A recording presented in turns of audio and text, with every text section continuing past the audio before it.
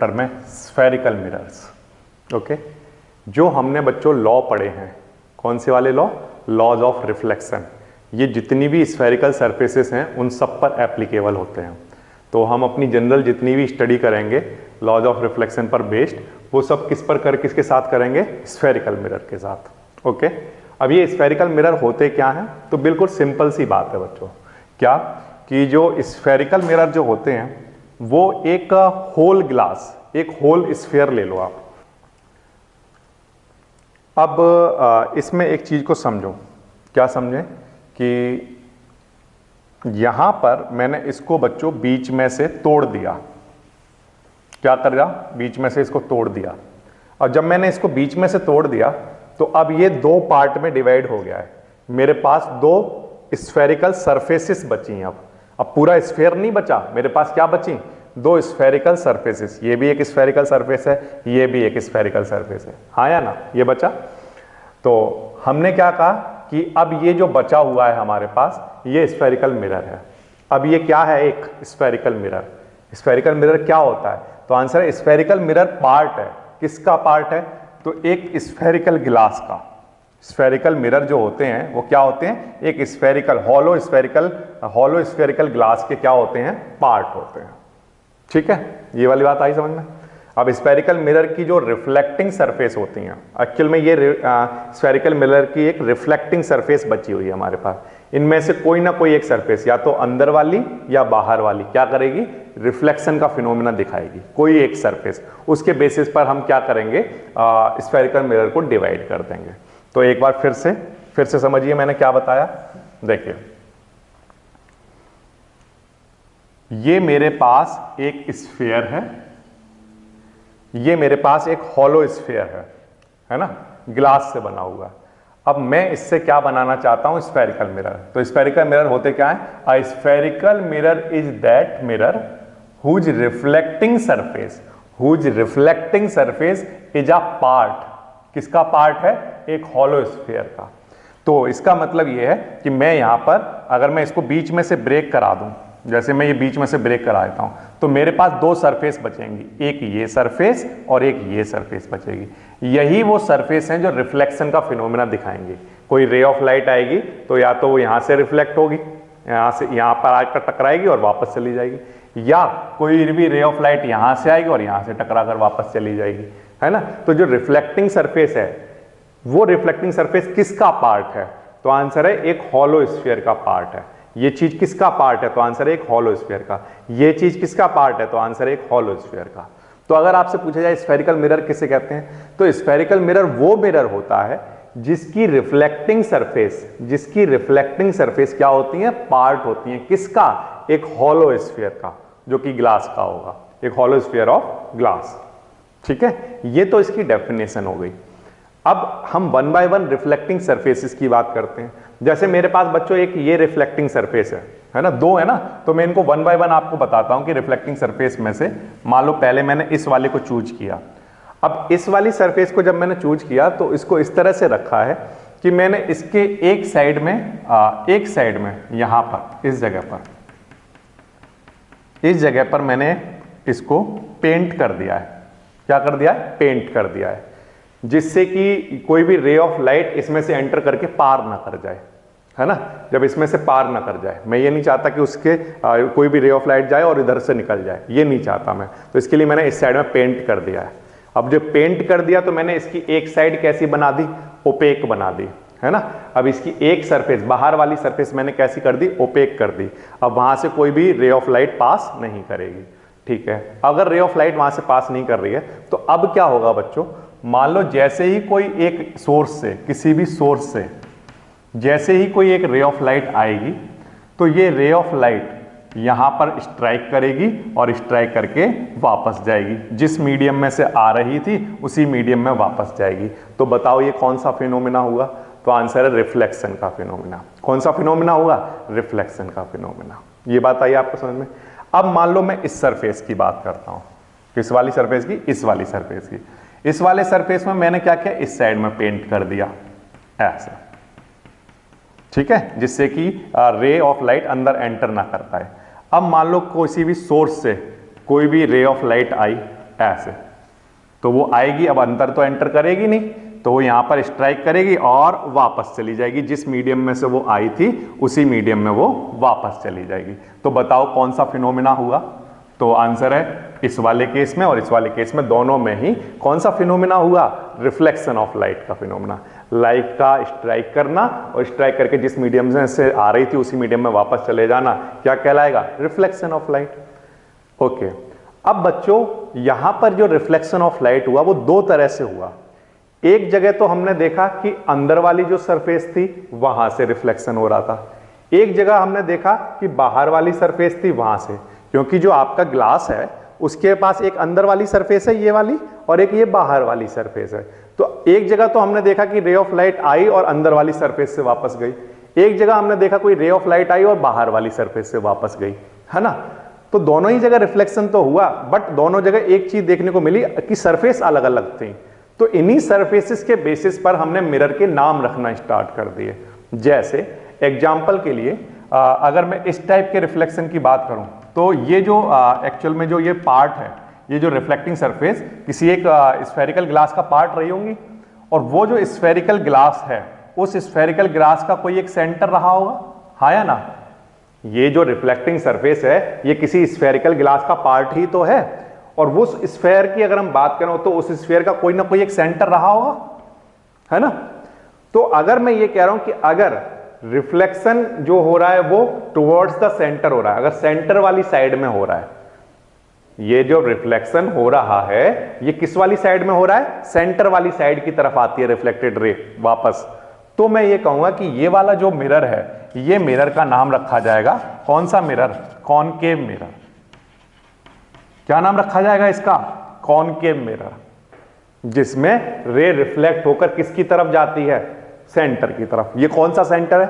तो ये उस स्फेरिकल ग्लास का सेंटर है जिसका ये रिफ्लेक्टिंग सरफेस एक पार्ट है, ठीक है, ये उसका सेंटर है। तो अगर इस रिफ्लेक्टिंग सरफेस से कोई भी रे ऑफ लाइट टकराकर उसी सेंटर की तरफ जाती है तो ये कॉनकेव मिरर कहलाएगा। अब इसका दूसरा, ये वाली जो सरफेस है ये भी एक रिफ्लेक्टिंग सरफेस है, ये भी तो पार्ट है किसी स्फेरिकल ग्लास का, तो आंसर है हाँ। और उस स्फेरिकल ग्लास का कोई एक सेंटर रहा होगा, तो आंसर है हाँ। तो अब इसको रिफ्लेक्टिंग सरफेस को देखो, तो ये सेंटर की तरफ जा रही है या सेंटर से दूर जा रही है? तो आंसर ये सेंटर से दूर जा रही है। तो जब अवे फ्रॉम द सेंटर जाएगी रिफ्लेक्टिंग सरफेस, तो हम इस टाइप की रिफ्लेक्टिंग सरफेस का नाम या इस टाइप के मिरर का नाम हम क्या रखेंगे? Convex mirror. क्या नाम रखेंगे? Convex mirror. तो फिर से कॉनकेव मिरर के केस में क्या होता है? रिफ्लेक्टिंग सरफेस, रिफ्लेक्टिंग सरफेस जो होती हैं वो किधर होती हैं? Towards the centre, towards the centre, centre की तरफ होती है। और इस वाले केस में क्या होता है? रिफ्लेक्टिंग सरफेस, जो हमारी रिफ्लेक्टिंग सरफेस होती है वो होती है away from the centre, away from the, कहां से? बोलो, away from the centre, centre से दूर होती हैं, ठीक है बच्चों। ये वाली बात आ गई आपको समझ में? Towards the centre and away from the centre. This is the definition of concave mirror and convex mirror. अगर आपसे कोई पूछे कॉनकेव मिरर किसे कहते हैं, तो ऐसा मिरर जिसकी reflecting surface towards the centre होती है वो क्या कहलाता है? Concave mirror. ऐसे मिरर जिनकी reflecting surface away from the centre होती है उसे हम कॉन्वेक्स मिरर कहते हैं। और यहां पर जो सेंटर लिखा जा रहा है वो सेंटर कौन सा सेंटर है? तो आंसर है ये सेंटर उस स्फेरिकल ग्लास का सेंटर है जिसका ये रिफ्लेक्टिंग सरफेस एक पार्ट है, ठीक है। इतनी बात आई बच्चों समझ में? यस और नो? अब जब आप स्फेरिकल मिरर के बारे में इतनी बात सीख चुके हो या कॉन्वेक्स और कॉनकेव मिरर का इंट्रोडक्शन जब आपको मिल गया है, तो इनसे रिलेटेड कुछ टर्मिनोलॉजी है, कुछ टर्मिनोलॉजी है वो वेरी इंपॉर्टेंट वाली टर्मिनोलॉजी है जो कि थ्रू आउट द चैप्टर आपको काम करेगी। अब हम कॉनकेव मिरर को पहचानने लगे हैं। कॉनकेव मिरर कैसा दिखता है? तो आंसर है सर इस तरह की एक सरफेस बना लो आप और इसको इस साइड पेंट कर दो आप, और ये रिफ्लेक्टिंग सरफेस हो गई इसकी, इधर साइड होगा जो कुछ फिनोमेना अब हमें देखने को मिलेगा वो इस साइड देखने को मिल रहा है। ये हमारा कौन सा मिरर हो गया? Concave mirror, concave mirror. Okay, अब बच्चों वन बाय वन टर्मिनोलॉजी को समझना, मेरी बात को ध्यान से सुनना, और वन बाय वन मैं आपको कुछ टर्मिनोलॉजी दिखाने वाला हूं, उसको आप ध्यान से सुनोगे, ठीक है। तो नंबर 1, ये एक रिफ्लेक्टिंग सरफेस है। ये जो रिफ्लेक्टिंग सरफेस है ये किसी स्फेरिकल गिलास का पार्ट है, ये बात हाँ ये हम जानते हैं, ये डेफिनेशन है। तो उस स्फेरिकल गिलास उस स्फेरिकल गिलास का कहीं ना कहीं कोई एक सेंटर रहा होगा या नहीं रहा होगा, तो आंसर हाँ रहा होगा। ये जो रिफ्लेक्टिंग सरफेस है ये किसी स्फेरिकल गिलास का ही तो पार्ट है, तो उस स्फेयर का कहीं ना कहीं कोई सेंटर रहा होगा, तो आंसर हाँ रहा होगा। उसी सेंटर का नाम बच्चों हमने रखा है centre of curvature. Centre of curvature, तो सेंटर ऑफ कर्वेचर क्या होता है, तो आंसर है centre of curvature is the centre. Centre of curvature is the centre of spherical glass whose reflecting surface is a part. ठीक है, ये reflecting surface जिसका पार्ट है उसका सेंटर क्या कहलाता है, उस स्फेयर का सेंटर क्या कहलाता है, सेंटर ऑफ कर्वेचर। ठीक है, तो ये तो हो गई सेंटर की डेफिनेशन। अब यहीं से आपको और भी डेफिनेशन मिलेंगी, कहां मिलेंगी देखो। सेंटर ऑफ कर्वेचर के बाद अब आ जाओ यहां पर, जैसे मान लो ये कुछ एक लेंथ है ना, ये कुछ भी एक लेंथ रही होगी, सिर्फ एग्जांपल के लिए कह रहा हूं, मान लो थोड़ी देर के लिए ये 10 सेंटीमीटर है, 10 सेंटीमीटर, तो इस 10 सेंटीमीटर का कहीं पर एक मिड पॉइंट रहा होगा। मिड पॉइंट का मतलब कि 10 सेंटीमीटर का आधा कहीं पर रहा होगा, तो 10 सेंटीमीटर का आधा मान लो यहां पर कहीं आ रहा है मिड पर, इस जगह पर, तो ये वाला जो पॉइंट है ये मिड पॉइंट है किसका, इस लेंथ का। इस लेंथ का ये क्या है, मिड पॉइंट। इस मिड पॉइंट का नाम क्या रखा जाएगा, पोल। क्या नाम रखा जाएगा बोलो, पोल नाम रखा जाएगा। और इसे किससे डिनोट करेंगे, पी से। ओके, और सेंटर ऑफ कर्वेचर को किससे डिनोट करेंगे, सी से। तो ये हमारे पास पोल का पॉइंट आ गया। पोल क्या होता है, pole is the centre, pole is the centre of this surface, this reflecting surface. इसका जो सेंटर होगा वो पोल कहलाएगा। ठीक है, यहां तक बात आ गई समझ में। तो अब तक मैंने आपको सिर्फ 2 चीजें बताई, कौन कौन सी सर, एक तो मैंने सेंटर ऑफ कर्वेचर बताया। सेंटर ऑफ कर्वेचर क्या होता है, तो आंसर है ये सेंटर होता है उस स्फेरिकल सरफेस का जिसका ये रिफ्लेक्टिंग सरफेस एक पार्ट है। ठीक है, पोल क्या होता है सर, पोल इस रिफ्लेक्टिंग सरफेस का सेंटर, इस यहां से लेकर यहां तक का जो मिड पॉइंट होगा उसी को आप क्या कह रहे हो, पोल कह रहे हो। ठीक है, 2 बातें हो गई। अब आ जाओ तीसरी बात पर, कि अगर मैं एक लाइन बनाऊं जो कि सेंटर ऑफ कर्वेचर और पोल से होती हुई पास करे, पोल से और सेंटर ऑफ कर्वेचर से होती हुई पास कर रही है, तो इस वाली लाइन का जो नाम होगा इसका हम कहेंगे क्या, प्रिंसिपल एक्सिस। इसको हम क्या कहेंगे, ये क्या है, प्रिंसिपल एक्सिस बनाई गई है। So what is principal axis, तो आंसर है line passes through centre of curvature and pole. Centre of curvature and pole से पास करती हुई जो लाइन जाती है उस लाइन का नाम क्या होता है, प्रिंसिपल एक्सिस। तो अब आपके पास 3 टर्म हो गए, principal axis, centre of curvature and pole. ठीक, अब इसके आगे और भी टर्मिनोलॉजी है। और क्या टर्मिनोलॉजी है, और ये है कि ये जो सेंटर ऑफ कर्वेचर है और ये जो पोल है, इस सेंटर ऑफ कर्वेचर और इस पोल के जो बीच की डिस्टेंस होती है यहां से लेकर यहां तक, कहां से कहां तक सर, यहां से लेकर यहां तक की जो डिस्टेंस होती है, इस डिस्टेंस को हम कहते हैं रेडियस ऑफ कर्वेचर। क्या कहते हैं, रेडियस ऑफ कर्वेचर, और इसे कैपिटल आर से डिनोट कर रहे हैं। ठीक है, अब आपके पास कितने टर्म हो गए, 1 2 3 4, ये 4 टर्म हो गए। ठीक है, यहां तक कोई प्रॉब्लम नहीं। अब इसके बाद एक और टर्म इसमें ऐड करा लो।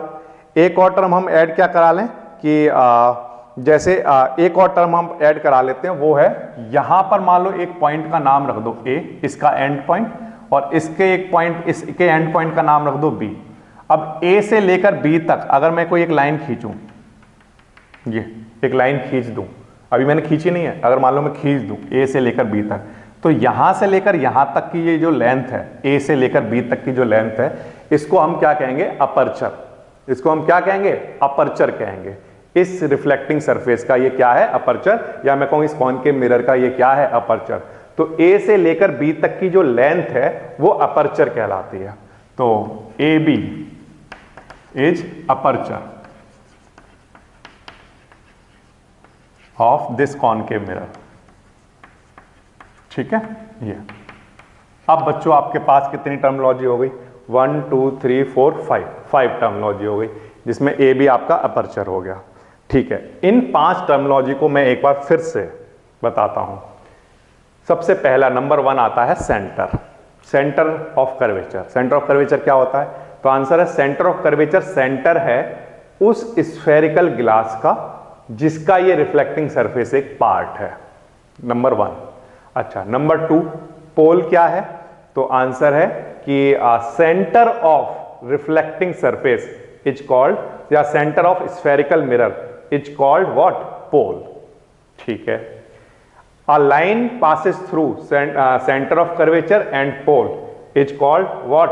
Principal axis. ठीक। अच्छा, the distance between center of curvature and pole is called radius of curvature, and the length AB या diameter AB, इसको आप diameter भी कह सकते हो, AB diameter is called aperture of this mirror। Okay, ये आपके पास 5 टर्मिनोलॉजी हो गई कॉनकेव मिरर के लिए। इन्हीं टर्मिनोलॉजी की मैं डेफिनेशन आपके सामने बोर्ड पर लिखता हूं, बट इससे पहले कोई भी स्टूडेंट ऐसा ना हो जिसको ये सब बातें पता ना हो। 1 2 3 4 एंड 5, ये 5 बातें सबको समझ आ गई, कौन सी चीज क्या क्या है। अब देखो बच्चों, ये जो आपके पास 5 टर्म लिखे हुए हैं, इन्हीं की डेफिनेशन भी आपको नोट करनी है। सबसे पहले हम डेफिनेशन नोट करते हैं किसकी? सेंटर ऑफ कर्वेचर की। तो सेंटर ऑफ कर्वेचर की जो डेफिनेशन है वो हमने क्या लिखी है? The centre of curvature of spherical mirror क्या होता है? ये सेंटर होता है किसका? उस हॉलो स्फीयर का, उस हॉलो स्फीयर का जिसका ये स्फेरिकल मिरर क्या है? एक पार्ट है। ठीक है, सेंटर ऑफ कर्वेचर क्या होता है? ये सेंटर होता है उस हॉलो स्फीयर का जिसका ये स्फेरिकल मिरर क्या है? एक पार्ट है। ठीक है ना? तो यही डेफिनेशन आपको मैंने यहां पर बताई कि ये सेंटर ऑफ कर्वेचर क्या है। तो ये उस हॉलो स्फीयर का, उस हॉलो स्फीयर का सेंटर है जिसका ये स्फेरिकल मिरर क्या है? एक पार्ट है। एक डेफिनेशन। अब दूसरी डेफिनेशन पर आ जाइए। दूसरा हमने क्या पढ़ा? पोल। तो ये जो स्फेरिकल मिरर है, ये जो मिरर है, इस मिरर का जो सेंटर होगा उसे हम क्या कहेंगे? पोल कहेंगे। तो यही डेफिनेशन हमने यहाँ पर नोट कर ली। The pole of spherical mirror is the centre. ये सेंटर होता है किसका? मिरर का। तो जितना आपका मिरर आपको दिखाई दे रहा है उसका जो सेंटर होगा वो क्या कहलाएगा? पोल कहलाएगा। फिर हमने रेडियस ऑफ कर्वेचर लिख लिया। रेडियस ऑफ कर्वेचर क्या होता है? It is the distance between centre of curvature and pole. ये डेफिनेशन बिल्कुल सबसे आसान वाली है कि सेंटर ऑफ कर्वेचर से पोल तक के बीच की जो डिस्टेंस होती है उसे रेडियस ऑफ कर्वेचर कहते हैं। फिर बात आती है प्रिंसिपल एक्सिस। प्रिंसिपल एक्सिस क्या होता है? It is a straight line passing through centre of curvature and pole and producing on both side. इधर भी होगी और इधर भी निकली होगी, तो इसको हम क्या कहेंगे? उस स्ट्रेट लाइन को हम प्रिंसिपल एक्सिस कहेंगे। ओके ये इसके बाद फिर हमने एपरेचर की हमने डेफिनेशन बना ली है। एपरेचर क्या होता है? It is the diameter of the reflecting surface. तो उसको हम डायमीटर की तरह ट्रीट कर सकते हैं, या हम सिंपली कहें कि इस एंड पॉइंट से इस एंड तक के बीच की जो डिस्टेंस है, जो ये लेंथ है, ये क्या कहलाती है? एपरेचर कहलाती है। Okay, these are the 5 term जिनकी डेफिनेशन मैंने उस बोर्ड पर लिख दी हैं, और इस फिगर के साथ साथ ये डेफिनेशन नोट की जानी चाहिए, और इन डेफिनेशन को नोट करके आप इनको एज अ नोट्स ट्रीट करोगे। ठीक है, अब इसके अलावा भी इसमें और भी टर्मिनोलॉजी होती है। वो टर्मिनोलॉजी क्या है उसको समझते हैं। तो हम 6th नंबर पर चल रहे हैं। हम 6th नंबर पर कैसे चल रहे हैं सुनिए ध्यान से। अच्छा, इनका एक चीज और ध्यान रखना कि इनको डिनोट किससे किया था। जैसे सेंटर ऑफ कर्वेचर को कैपिटल C से, रेडियस ऑफ कर्वेचर को R से, और पोल को P से डिनोट किया जाता है। ठीक है, और अपर्चर को आप AB से डिनोट करोगे अगर आपने A और B से डिनोट किया है इसको यहाँ पर, और प्रिंसिपल एक्सिस तो एक स्ट्रेट लाइन से शो की जाती है। ओके, अब इसके बाद आगे की बात सुनो ध्यान से। अब बच्चों मान लो हमारे पास कहीं ना कहीं कोई एक सोर्स रही होगी, उस सोर्स से लाइट आएगी। उस सोर्स से क्या आएगी? रे ऑफ लाइट आएगी। ये मान लो मेरे पास एक सोर्स है, उस सोर्स से एक रे ऑफ लाइट आने वाली है। अब रे ऑफ लाइट तो बहुत सारी आएंगी, लेकिन उस बहुत सारी लाइटों में से उस बहुत सारी लाइटों में से मैंने कुछ रे ऑफ लाइट यहां पर बना रहा हूं, कुछ रे ऑफ लाइट। तो उनमें से कुछ रे ऑफ लाइट देखो बच्चों ये आ रही है, ये ऐसे ये। अब आप मुझे देखकर बताओ कि ये जो रे ऑफ लाइट बनाई गई हैं ये किसके पैरेलल बनाई गई हैं? तो आंसर ये प्रिंसिपल एक्सिस के पैरेलल बनाई गई हैं, हाँ या ना? दिख रही है क्लियरली कि ये जो रे ऑफ लाइट आ रही हैं ये सब की सब रे ऑफ लाइट किसके पैरेलल बनाई गई? प्रिंसिपल एक्सिस के पैरेलल बनाई गई। और एक बात हमने ये ऑब्जर्व की है कि जब भी ray of light principal axis के पैरेलल आती हैं तो आने के बाद, यहां पर आने के बाद इससे रिफ्लेक्ट करेंगी और रिफ्लेक्ट करने के बाद किसी एक पॉइंट से वो पास करती हैं।